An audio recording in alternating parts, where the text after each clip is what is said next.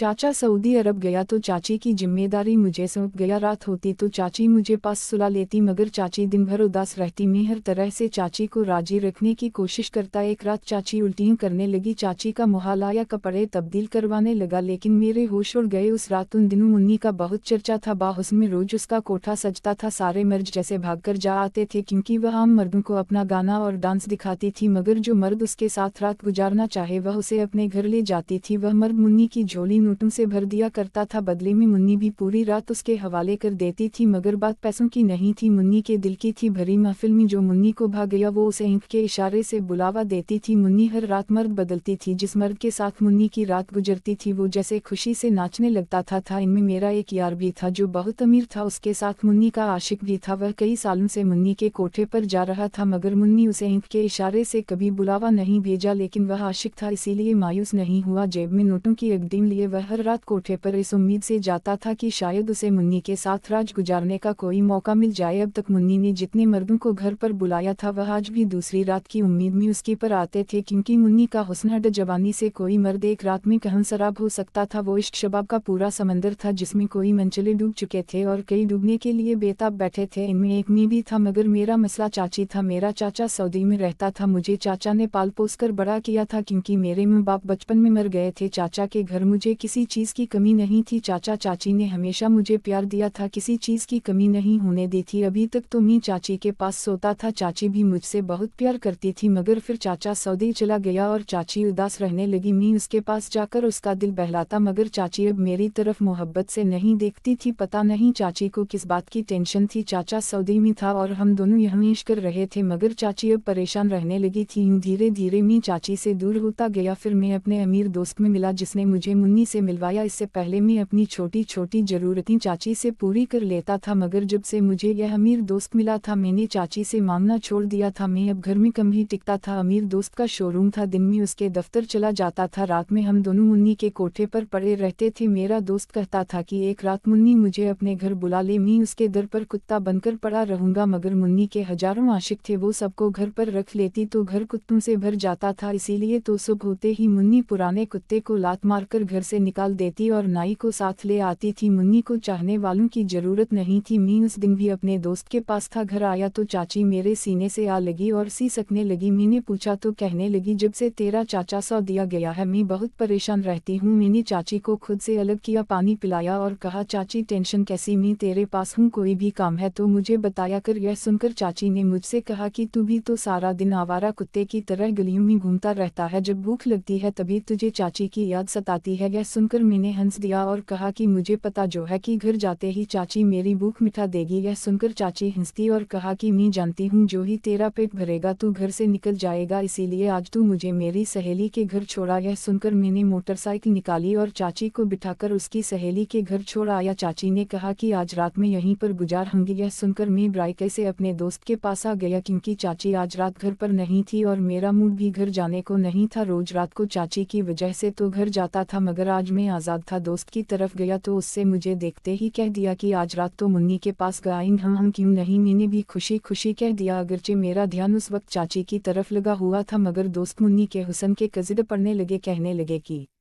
कितने खुशमत होंगे वो लोग जिन्होंने मुन्नी का चेहरा देखा हो। दरअसल मुन्नी अपना आधा चेहरा नकाब से ढककर रखती थी, उसका माथा और आंखें ही नजर आती थी। मुन्नी अपने हुस्न और खूबसूरती की वजह से मशहूर थी, वह अपने पेशे की वजह से बदनाम थी, मगर बदनामी से ज्यादा उसकी शोहरत भी थी। यही वजह थी कि मुन्नी की शोहरत चारों सिमतों में फैल चुकी थी। जहाँ कहीं मर्द इकट्ठे होते वहीं मुन्नी के हुस्न, जवानी, डऊ और डांस का जिक्र छिड़ जाता था। मगर आम लोग जो उसके कोठे पर आते थे उन्होंने सिर्फ मुन्नी का आधा चेहरा और जिस्म देखा था और वह उसके दीवाने हो गए थे। मगर वह लोग जिन्होंने मुन्नी के साथ एक रात गुजारी थी, उसका इतना छुआ था, उसका चेहरा देखा था, वह अपने आप को बहुत खुशकिस्मत समझते थे। उन्हें लगता था कि जैसे उन्होंने कोई बड़ा कारनामा सर अंजाम दे दिया हो। जैसे मुन्नी को देखना हर किसी के बस की बात नहीं, और वाकई ऐसा ही था। मुन्नी किसी मर्द की तरफ देखती नहीं थी, मगर जिस पर आंख ठहर जाए वो अपने घर बुला लेती थी। इसीलिए तो हर रात उसके कोठे पर हजारों मर्द अपनी किस्मत आजमाने आते थे। जैसे मुन्नी से जुड़ना उनकी शान में इजाफा करता हो। चाहे उन मर्दों की बीवियों मुन्नी को कोसती ही क्यों ना हो उसे गालियाँ देती हूँ, मुन्नी को जहन्नम की बददुआ देती हूँ। वही मर्द अपना सब कुछ मुन्नी के हुस्न पर हार बैठे थे। कुछ हवारा और बेबाक मर्दों ने तो मुन्नी के डांस के पोस्टर अपने कमरों और दुकानों में लगा रखे थे। यह वो लोग थे जिनकी अभी शादी नहीं हुई थी, और कुछ ऐसे थे जो अपनी बीवियों से छुपकर यह सब करते थे। बस मकसद एक ही था, मुन्नी को देखकर आह भरना और इसके साथ एक रात गुजारना। मुन्नी के ऑफर ने उसे बहुत मशहूर कर दिया था। दूर दूर से लोग उसका डांस देखने आते थे और दिल में दुआ करते थे कि काश आज की रात मुन्नी की आँख हम पर ठहर जाए। मेरा दोस्त भी हर रात यही दुआ करते हुए मुन्नी के कोठे पर आता था, मगर अभी तक उसकी यह पूरी नहीं हुई थी। वह पूरी रात मुन्नी का डांस देखते रहते थे। जब मुन्नी ने एक मर्द को अपनी तरफ आने का इशारा किया तो सब मर्द मायूस होकर धीरे धीरे वहां से उठने लगते थे। सब लोग मुन्नी के दीवाने थे, मगर उसके साथ साथ उसकी इज्जत भी करते थे। उस रात में दो उसके घर चला गया। मैं दोपहर के वक्त घर आया तो दरवाजा खुला था। मैं समझ गया कि चाची घर आ चुकी है। मैं नींद में झूमता झूमता चाची के कमरे में गया और बिस्तर पर लेट गया। चाची अभी तक सो रही थी। मैंने चाची को जगाना चाहा तो मुझे कम से लगा चाची बुखार में तप रही थी। मैं फौरन खड़ा हो गया, चाची के चेहरे को हिलाया उलाया ताकि वो होश में आ जाए, मगर बुखार की वजह से चाची बेहोश हो चुकी थी। यह देखकर मेरे होश उड़ गए। ये चाची की तबीयत अचानक कैसे खराब हो गई। मैं डर गया क्योंकि चाचा अक्सर उस वक्त कॉल कर लेता था। चाचा ने जाते वक्त मुझसे कहा था कि तुम मेरी बीवी का ख्याल रखना। अब मैं सोच रहा था कि अगर चाचा की कॉल आ गई तो मैं उसे क्या जवाब दूंगा। खैर मैं फौरन डॉक्टर की तरफ भाग और डॉक्टर को घर ले आया। डॉक्टर ने फौरन चाची को ड्रिप लगा दी और कहने लगा इनको बहुत कमजोरी हो गई है, ड्रिप से यह खत्म हो जाएगी। डॉक्टर के जाने के बाद मैं चाची के सिरहाने बैठ गया, उनका सर दबाने लगा। चाची मुझसे बहुत प्यार करती थी। चाची ने हमेशा मेरा ख्याल रखा था, मगर मैं मुन्नी के चक्कर में चाची को भूल गया। पता नहीं चाची को कब से बुखार था। ड्रिप खत्म हुई तो चाची को होश आ गया। मैं चाची को बाथरूम ले गया। चाची ने मुंह हाथ धोया और कपड़े तब्दील कर लिए। वो बाहर आई तो मैंने उसके लिए चाय बनाई। चाय पीते हुए मैंने चाची से कहा कि आपकी तबीयत खराब थी तो मुझे कॉल कर देती। यह सुनकर उसने मुझसे शिकवा किया कि आजकल तुम बिजी रहते हो, मुझे तो वक्त ही नहीं देते। एक वक्त था जब तुम सारा दिन घर मेरे कमरे में मेरे साथ गुजारते थे और अब तो तुम मेरे पास भी नहीं होते। मैंने चाची का हाथ पकड़ लिया और कहा कि आज का दिन हम साथ गुजारते हैं, मगर चाची ने कोई जवाब नहीं दिया। वह खामोश बैठी कुछ सोचती रही। क्या हुआ? मेरी बात सुनकर चाची कहने लगी, नहीं मुझे अभी अपनी सहेली के घर जाना है। यह सुनकर मैंने चाची को हैरानी से देखा। उनकी तबीयत खराब थी मगर इसके बावजूद वह अपनी सहेली के घर जाना चाहती थी, मगर मैंने चाची को वहां जाने से रोक दिया और कहा कि आज मैं आपको कहीं नहीं जाने दूंगा, आपकी तबीयत ठीक नहीं है, घर पर रहकर आराम करें। यह सुनकर चाची हंसी और कहने लगी, हम ईज़ों के नसीब में आराम कहाँ। यह सुनकर मैं चौंक गया और मैंने चाची का हाथ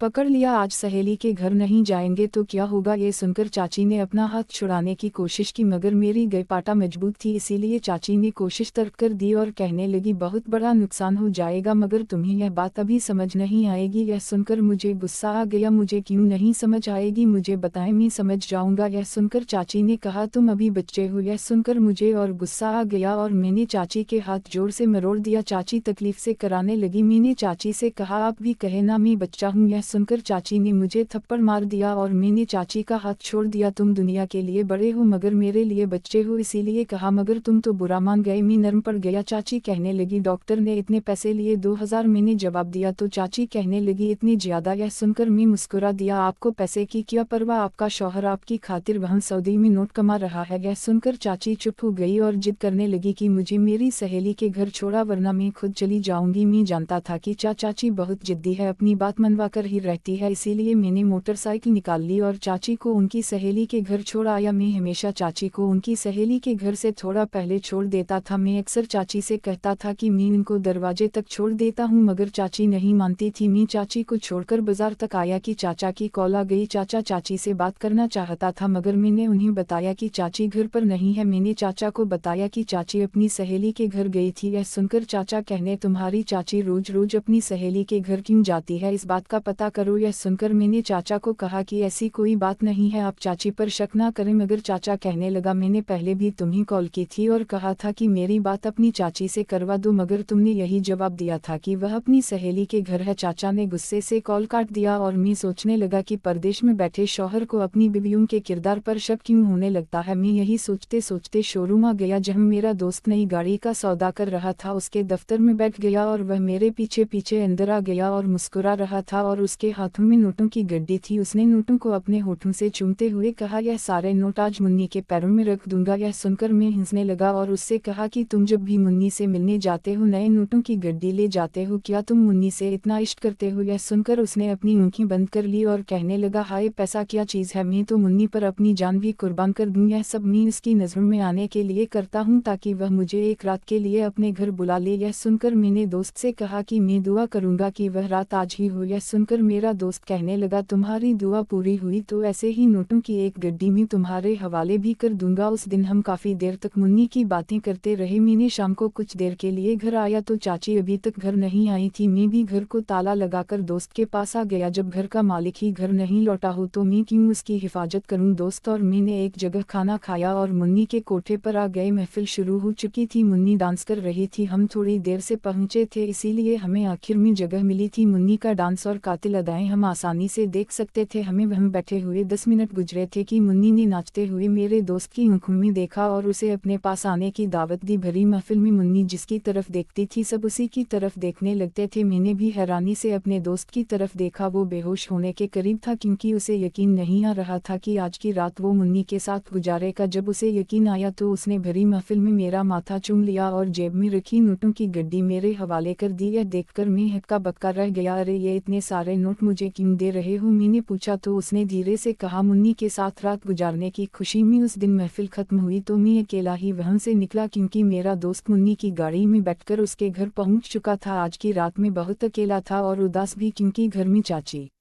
नहीं थी और शोरूम में मेरा दोस्त नहीं था। फिर मैं कहीं जाता? मैंने सारी रात सड़क पर टहलते हुए गुजार दी। सुबह हुई तो मैंने चाची को कॉल की और कहा कि चाचा कई बार कॉल कर चुका है, वह आपसे बात करना चाहता है इसीलिए घर आ जा। यह सुनकर चाची ने कहा कि मुझे लेने आ जाओ। मैंने मोटरसाइकिल चाची की सहेली के घर की तरफ मोड़ ली। मैं वहां पहुंचा तो चाची मुझे रास्ते में मिली। मैं उसे लेकर घर आ गया। घर आते ही मैं अपने कमरे में ले गया क्योंकि मुझे बहुत नींद आ रही थी। जब चाची अपने कमरे में चली गई थोड़ी देर बाद मेरी आंख चाची की चीख से खुल गई। मैं उनके कमरे में गया तो चाची फर्श पर गिरी हुई थी। मैं उन्हें खड़ा होने में मदद दी मगर उनकी टांगें कांप रही थी। चाची की यह हालत देखकर मैं घबरा गया और मैं डॉक्टर को ले आया। डॉक्टर के आने तक चाची बेहोश हो चुकी थी। मुझे समझ नहीं आ रहा था कि चाची जब भी अपनी सहेली के घर से आती थी उनकी तबीयत क्यों खराब हो जाती थी। डॉक्टर ने चाची का चेकअप किया और कहा कि इनका ख्याल रखो क्योंकि इनको बहुत कम कमजोरी हो चुकी है। डॉक्टर ने कुछ दवाएं लिख दी और चला गया। मैं बेहोश चाची की तरफ देखा। चाची सारा दिन बिस्तर पर बैठकर आराम करती है, फिर उन्हें कमजोरी क्यों होती है? इस बात का जवाब मेरे पास भी नहीं था। उस दिन चाची कुछ बेहतर हो गई। मैंने चाची से बड़ा पूछा कि उनकी तबीयत सहेली के घर जाकर क्यों खराब हो जाती है मगर उन्होंने कोई जवाब नहीं दिया, चुपचाप पड़ी रही। मैं उनको दवाएं लेने गया तो सोचा कि अपने दोस्त से भी मिल लूं ताकि पता चले कि उसकी रात मुन्नी के साथ कैसे गुजरी। मैं शोरूम पर गया तो दोस्त मेरे गले लग गया और कहने लगा कि मुन्नी नकाब के अंदर से जितनी हसीन नजर आती है बगैर नकाब के भी उतनी हसीन है। मैंने उससे कहा कि चाची की तबीयत ठीक नहीं है इसीलिए मैं तुमसे कल मिलने आऊंगा, तब तू मुझे सारी तफसील बता देना। यह कहकर मैं घर आ गया। उस रात चाची और मैं घर पर ही रहे मगर सुबह होते ही चाची जिद करने लगी कि उसे अपनी सहेली के घर जाना था। मैंने चाची को रोकने की बड़ी कोशिश की मगर वह ना मानी। मैंने भी उसे जाने दिया। मैं चाची को उसकी सहेली के घर छोड़कर आ गया। मुझे समझ नहीं आ रही थी कि चाची अपनी सहेली के घर रोज रोज क्यों जाती थी और वहां जाकर उसकी तबीयत खराब हो जाती थी। इन सवालों के जवाब मैं जानना चाहता था मगर मुझे कहीं से भी इन सवालों के जवाब नहीं मिल रहे थे। इसीलिए मैंने फैसला किया कि मैं आज चाची की सहेली के बारे में पता चलाऊंगा वो कौन थी। मैं घर आया तो चाचा को घर में देखकर हक्का बक्का रह गया। अरे चाचा तुम कब आए? मैं चाचा को देखकर हैरान रह गया मगर मैंने यह बात जाहिर नहीं होने दी और खुशी का इजहार ना किया ताकि चाचा को शक ना हो। वैसे भी चाची घर पर नहीं थी, चाचा को यह बात पता चलते ही गुस्सा आ जाएगा। मैंने चाचा के लिए चाय बनाई तो चाचा ने चाची के बारे में पूछा। मैं खामोश खड़ा रहा और चाचा समझ गया कि चाचा को यह सुनकर गुस्सा तो बहुत आया मगर वह मुझसे कहने लगा कि जाओ अपनी चाची को लेकर आओ। यह सुनकर मैं फौरन मोटरसाइकिल उठाई और चाची को लेने चला गया। मैंने चाची की सहेली का घर देखा था मगर उसके घर का गेट बंद था। मैंने कई बार चाची को कॉल की मगर चाची ने कॉल भी नहीं की। मुझे चाची जी को साथ लेकर जाना था इसीलिए मैंने उस घर की दीवार पालन नहीं का फैसला किया। इसके सिवा तो मेरे पास और कोई चारा भी नहीं था। मैं दीवार पालन का चाची की सहेली के कमरे में घुसा। अंदर गया तो होश उड़ गए क्योंकि चाची अपनी सहेली के साथ नहीं थी बल्कि एक मर्द के साथ थी। यह देखकर मैं बाहर निकला। पता नहीं चाची यहाँ आकर ऐसा काम करने पर क्यों मजबूर हो गई थी। मैं चाची को शर्मिंदा नहीं करना चाहता था, इसीलिए मैं अपने दोस्त के शोरूम पर आ गया। उसने मुझे वह मुन्नी की एक एक पिक्चर दिखाई और कहने लगा, यह पिक्चर मैं मुन्नी से छुपकर सिर्फ तुम्हारे लिए बनाई है ताकि तुम भी उसका चेहरा देख लो। तब मैं मुन्नी का चेहरा देखकर चौंक गया, क्योंकि मुन्नी के साथ चाची भी उसके कमरे में मौजूद थी। मैंने दोस्त से पूछा तो वह कहने लगा, यह मुन्नी की सहेली है, यह भी यही धंधा करती है, मगर उसकी सहेली छुपकर यह धंधा करती है। सुनकर मैं चुप रहा और उससे यह नहीं कहा कि यह मेरी चाची है। मैं दोस्त के शोरूम से चलाया और चाची को कॉल करके बताया कि चाचा घर आ गया है। चाची ये सुनकर फौरन घर आ गई, मगर इससे पहले मैं यह बात चाचा को बता चुका था। चाचा ने जो ही चाची को देखा, उसने गुस्से से कहा, तुम एक बदकिरदार औरत हो। मैं सऊदी गया तो तुमने यह धंधा शुरू कर दिया। तुम्हें शर्म आनी चाहिए थी। तुम शौहर के होते हुए गैर मर्दों का दिल बहलाने लगी हो। तुम्हें किसी चीज़ की कमी थी जो तुम तवायफ बन गई। यह सुनकर चाची रोने लगी और उसने कहा, मुझे पैसों की कमी थी। तुम तो सऊदी चले गए, मगर तुमने मुझे वहाँ से 1 रुपया तक नहीं भेजा। मैंने यह घर चलाना था, मुझे पैसों की ज़रूरत थी, इसीलिए मैं अपनी सहेली के साथ मिलकर यह धंधा करने लगी। यह वजह सुनकर मैं हक्का बक्का रह गया। यह बात तो मुझे भी पता नहीं थी कि चाचा सऊदी से पैसे नहीं भेजता था। अगर मुझे चाची यह बात बता देती तो उसे यह काम ना करने देता। चाचा यह बात सुनकर शर्मिंदा हो गया और चाची को अपने साथ सऊदी ले गया।